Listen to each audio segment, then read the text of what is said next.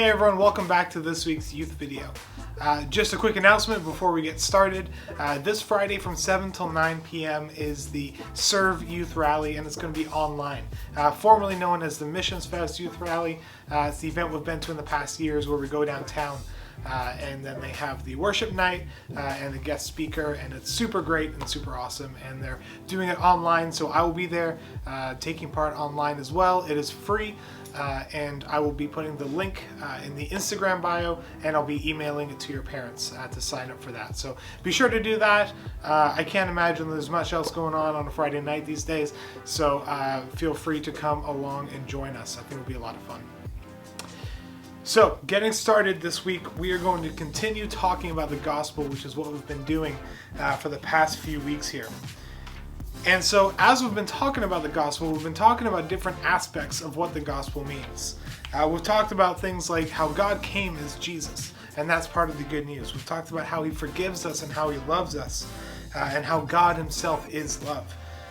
We've even talked about what it means that God brings heaven to us, and that is part of the good news. So maybe especially if you've been a Christian for a long time, you've heard this sentence thrown around, and it's a Bible verse that says, all have sinned and fallen short of the glory of God. And perhaps that's your starting point in your understanding of your faith. Perhaps you were told that the first thing that happens is that you've sinned and you've now fallen away from God. And I want to say that that is definitely a part of the gospel, and we're going to talk a bit about what sin means, but it's never the first thing that happens. The first thing that happens is that God created us in love, and he created us in his image. We are actually made good as bearers of the image of God. And it is tragic that we have then sinned because we've fallen short of that goodness that God had for us, and it means that we have now separated ourselves from the goodness of God. And so the word sin, when we see it, actually really translates well to the word separation, and that's really what happens when we sin, is it separates us from God, and it separates us from the good version of ourselves that's made perfectly in the image of God. And so when we're talking about sin and we're talking about all these kind of negative things, some people throw out the word the wrath of God, and that's a very scary term.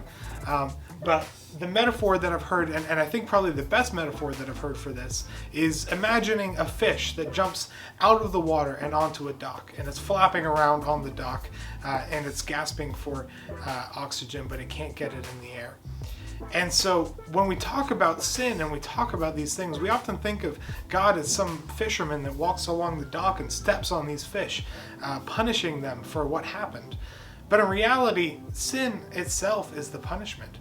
When the fish jumps out of the water, it's facing the natural consequences of being separate from the thing that gives it life.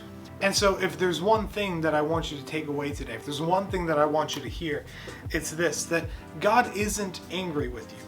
Like the story of the prodigal son that perhaps you've heard before, God is anxiously waiting for your return. He's not waiting for you to return so that he can punish you for leaving. Rather, he wants you to return so that he can rescue you from the things that were keeping you separate from him in the first place. And so the good news is that Jesus does save us from sin. He saves us from that thing that separates us from God in the first place. And Jesus acts as one that reunites us back with our Creator and back with the way that we should be living. So the good news today, the aspect of the good news or the gospel of Jesus that I want to talk about, that I want you to remember and think about today, is this. It's that while sin separates us from God, Jesus is the one that reunites us. And because of Jesus, sin is actually now powerless to separate us from God entirely. The good news is that Jesus, he saves us from sin, but it's even bigger than that. Jesus doesn't just save us from something, he actually saves us to something and to someone. And we're going to get to talk about that more in the next few weeks. And so I encourage you to think about that. Maybe sin is something that you've been really scared to think about because it's used in a very scary way. But I want to encourage you that all it means is that that sin is the thing that separates us from God, and Jesus is the thing that reunites us back with him. And so I encourage you to think over the next few days, perhaps reflect personally, what are the things that are separating you from God right now? And what does it mean to let Jesus be the one that actually reunites you back with God? I'll have a few questions for us to discuss on Wednesday, and I look forward to the discussion there. We're going to play some games and have our Zoom call like we usually do. The link for that will also be available in the Instagram bio and in the email that I send out to your parents. If there's a better way that I can send that to you, if you have an email address that you'd like to get that sent to, be sure to let me know. I can do that as well. Otherwise, have a great few days. I will see you on Wednesday.